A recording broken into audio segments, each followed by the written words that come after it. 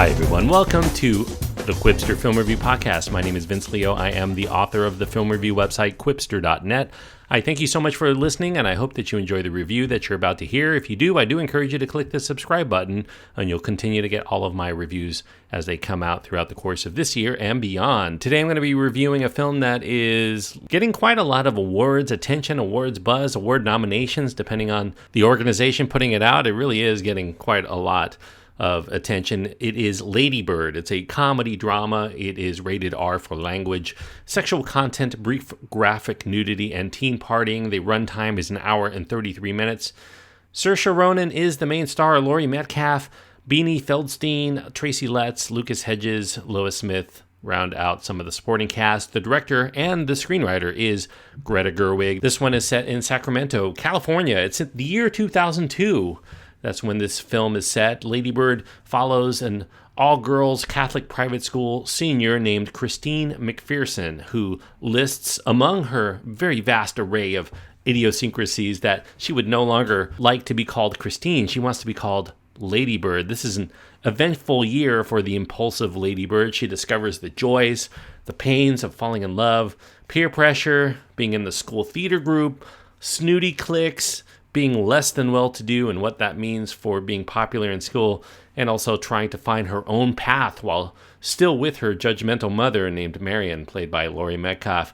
Marion seems to see Lady Bird as not really living up to her true potential, or as Lady Bird interprets her mother's words, as a disappointment. Greta Gerwig, she's the writer, she's the director of this fictional narrative that takes quite a bit from her own life, and she makes a remarkable first solo effort without the hands of her boyfriend and frequent collaborator, writer-director Noah Baumbach. Greta Gerwig, like Lady Bird, she grew up in the Sacramento area, Sacramento being dubbed, at least in this film, the Midwest of California. She was a teen in the early 2000s, just like Lady Bird. She longed to escape. Once she graduates, she wanted to go to New York City, and that was perceived to Lady Bird in this film as a place where there's actual culture. There's ways to express oneself without being derided by parents or educators or peers who think that she's only fooling herself and dreaming that she might get into a prestigious school on the East Coast.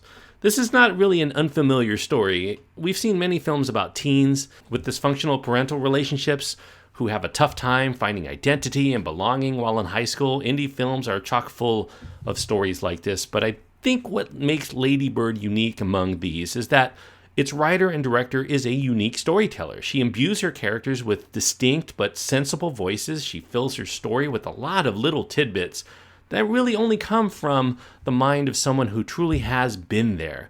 This smacks of honesty. It becomes relatable. We've experienced something akin to what Lady Bird has gone through in our lives, even if we haven't strove as hard to break out of the mold that others have tried to place upon us like she has. Lady Bird, if you break down her name, it speaks of maturity, the lady, and the free-flying name, wanting to be free like a bird. She gives herself that name. She seeks independence. She wants to come into her own.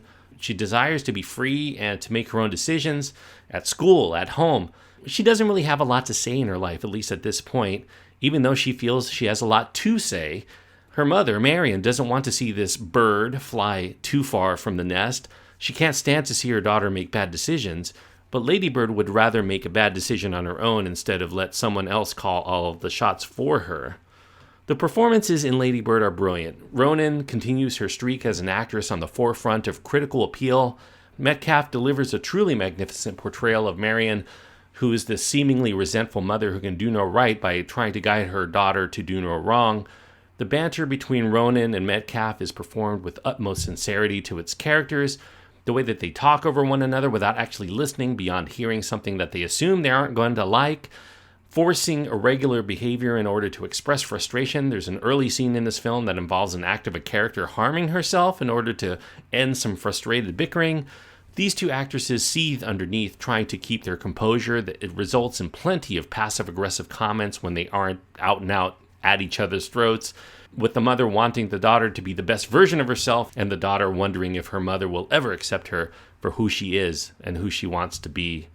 Although Saoirse Ronan's character is a surrogate for Gerwig, of course, and her experiences at the time, I do think that it's to the writer-director's credit that she can also see her own character as occasionally selfish and myopic and wrong-headed in a way that further adds to a believability in that character as a potential train wreck who just might need someone to guide her. And it endears her all the more because we see her for her flawed nature, especially as she has the capability to grow. We actually want to root her on at a certain point. And though he's not on the screen as much, Tracy Letts also shines as a father who's kind to his daughter in many ways, but maybe he's too kind to really express his own displeasure and his insecurities when those around him seem overburdened with those feelings on their own. This is funny, this is sad, this is incisive, it has a refreshingly authentic voice. Lady Bird emerges as one of the year's finest releases, one of the best teen films to come out in many a year, even though the film doesn't really aim for that demographic the way other high school movies tend to do. It also works very well as a tale of a bickering mother and a daughter who can't seem to see eye to eye, and to Greta Gerwig's great credit, she does make her mother relatable and sensible instead of the heavy in this film, while she is still infuriating and petty in many ways that many of us can understand when we want to do what's best for our children.